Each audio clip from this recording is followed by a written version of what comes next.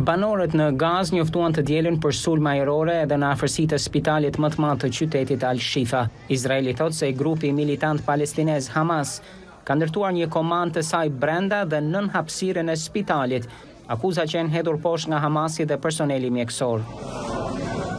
Me gjithë thirrjet në rritje për armëpushim, kryeministri izraelit Benjamin Netanyahu e bëri të qartë që vendi i tij nuk do të pranonte një gjë të tillë, pa u liruar të gjithë personat e marrë peng nga Hamasi gjatë sulmit të 7 tetorit.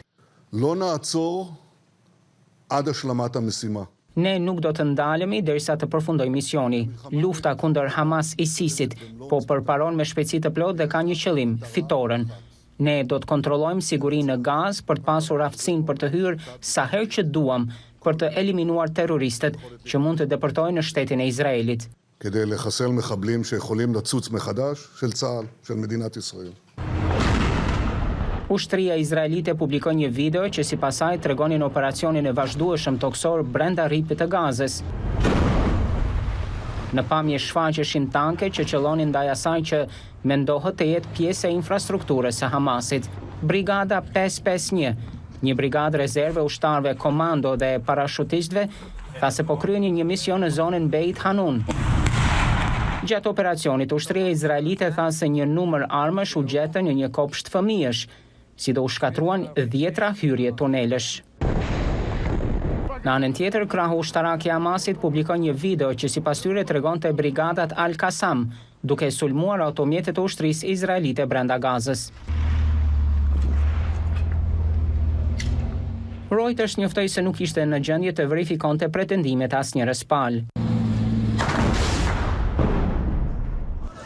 Mes luftimesh që vazhdojnë, mijëra njerëz vijuan edhe sot të largohen nga zona pranë spitalit kryesor të Gazës Al-Shifa.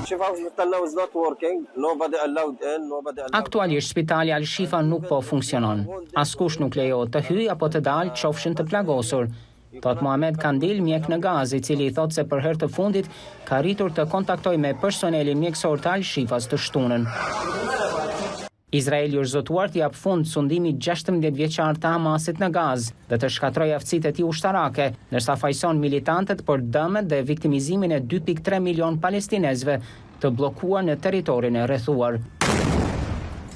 Izraeli thotë se deri më tani 41 ushtarë të saj janë vrarë gjatë luftimeve me Hamasin, ndërsa rreth 1200 persona u vranë gjatë sulmit të 7 tetorit nga grupi militant. Të dhënat nga Gaza ofrohen vetëm nga Hamasi, pa mundësi konfirmimi nga burimet të pavarura. Sipas tyre deri tani janë vrarë rreth 11.200 persona, por Hamasi nuk bën ndarje të shifrave mes civilëve dhe militantëve të vrarë.